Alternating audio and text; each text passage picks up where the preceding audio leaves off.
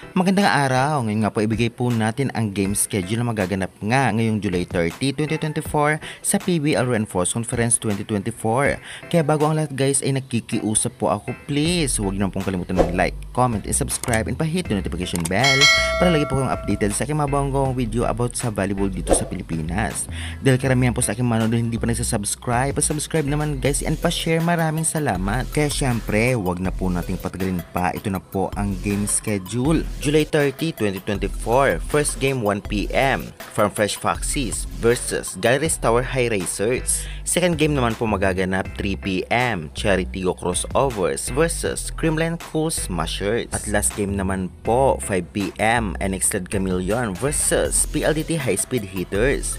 At ang venue po nito ay sa Pearl Sports Arena. At sa mga magtatanong kung saan ito mapapanood po ninyo ito kung kayo po ay may cable sa inyong mga bahay sa One Sports or One Sports Plus channel. Meron din po sa Google, search lamang po pbl.ph live. Medyo konting late lamang po, 30 minutes, ngunit napakalinaw at buo po yung video.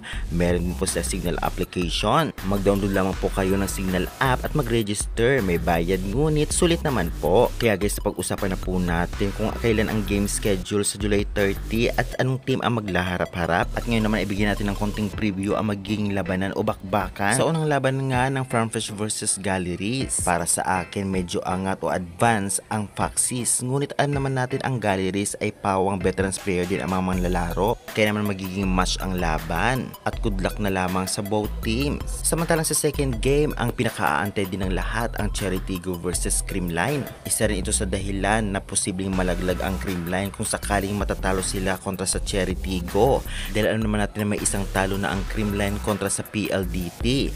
At kung masakaling manalo nga ang Cherry Tigo, ay posibleng Cherry Tigo at PLDT ang umangat sa ranking sa Pool A. Inaabangan rin dito kung babalik na nga sina Tots Carlos at Alyssa Valdez nang makita na nga natin si Alyssa na nagtitraining na. Lalong-lalo pa kailangan sila ng team ngayon. Lalo na ang Creamline na may isang talo na at hindi basta-basta ang import ng Cherry Tigo, kaya naman dapat paghandaan. Kaya good luck to both teams.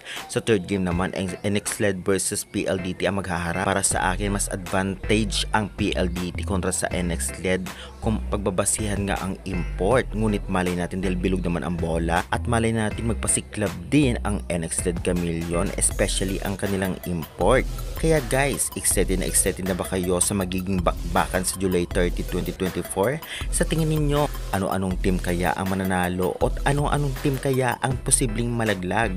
Kung ganun pa man ay i-comment nyo na yan at huwag kalimutan mag-like and subscribe for more updates. Thank you.